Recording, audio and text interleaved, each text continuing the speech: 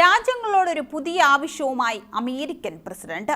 ആണവായുധം ഉപേക്ഷിക്കാൻ ട്രംപിന്റെ പുതിയ ആവശ്യം. എന്താകും ട്രംപിന്റെ ഈ ആവശ്യത്തിന് പിന്നിലെ കാരണം?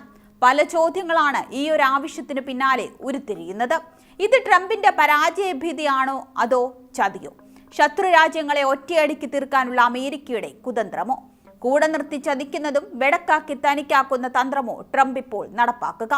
വ്യാപാര യുദ്ധത്തിന് ആഹ്വാനം ചെയ്ത ട്രംപിന്റെ പുതു ആവശ്യത്തെ മറ്റു രാജ്യങ്ങൾ എങ്ങനെയാകും നോക്കിക്കാണുന്നത്?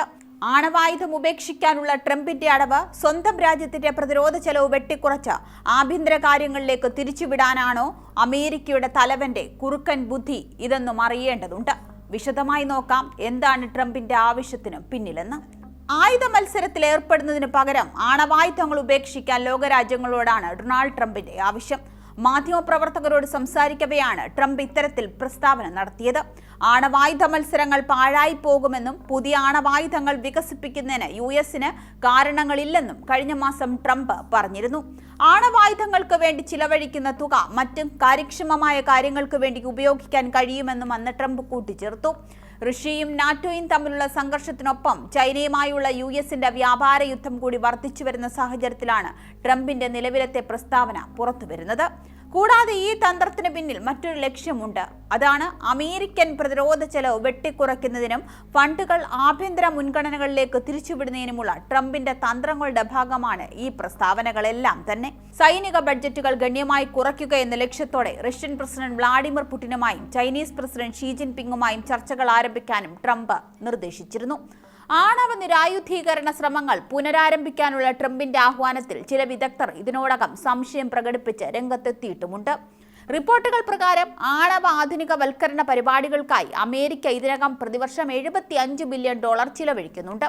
അടുത്ത 30 വർഷത്തിനുള്ളിൽ മൊത്തം $1.7 ട്രില്യൺ ആസൂത്രണവും ചെയ്തിട്ടുണ്ട്. എന്തായാലും ആണവ നിരായുധീകരണ ചർച്ചകൾ എപ്പോൾ നടക്കുന്നു? ചൈനയും റഷ്യയും ഈ ചർച്ചകൾ പരിഗണിക്കാൻ തയ്യാറാകുമോ എന്നൊന്നും വ്യക്തമല്ല. ഈ ആഴ്ചയുടെ തുടക്കത്തിൽ France president Emmanuel Macron Russia ഫ്രാൻസിനും യൂറോപ്പിനും ഭീഷണിയാണെന്നും യൂറോപ്യൻ അംഗരാഷ്ട്രങ്ങളെ അതിൽ നിന്നും സംരക്ഷിക്കാൻ തങ്ങൾക്ക് ആണവ കവചം തീർക്കാൻ കഴിയുമെന്ന് പറയുകയും ചെയ്തിരുന്നു.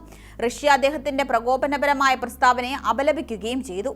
ഏറ്റവും കൂടുതൽ ആണവായുധങ്ങൾ അമേരിക്കയും റഷ്യയുമാണ് കൈവശം വച്ചിരിക്കുന്നത്.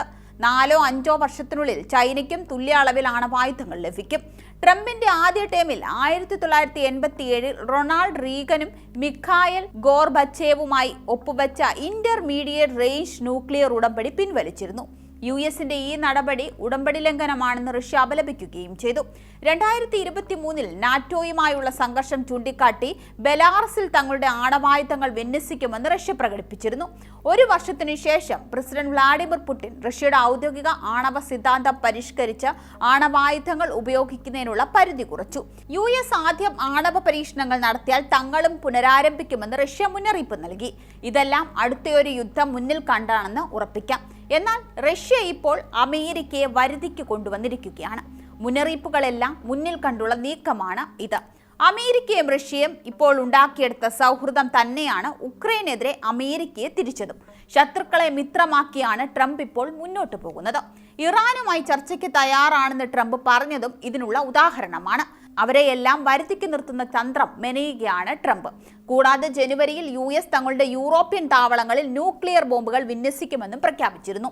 മാധ്യമങ്ങൾ റിപ്പോർട്ട് ചെയ്യുന്നത് പ്രകാരം പെന്റഗണും യുകെയിൽ ആണവായുധങ്ങൾ വിന്യസിക്കാൻ പദ്ധതിയിടുന്നുണ്ട്. തങ്ങൾ ആണവായുധങ്ങൾ എന്തു ചെയ്യണം എന്നതിനെക്കുറിച്ച് ആലോചിച്ചിട്ടില്ലെന്നും ആണവ യുദ്ധത്തിൽ വിജയപരാജയങ്ങൾ ഇല്ലാത്തതിനാൽ അതൊരിക്കലും സംഭവിക്കാതിരിക്കുന്നതാണ് നല്ലത് എന്നും ഡിസംബറിൽ റഷ്യൻ വിദേശകാര്യമന്ത്രി സെർജി ലാവ്റോവും പറഞ്ഞിരുന്നു.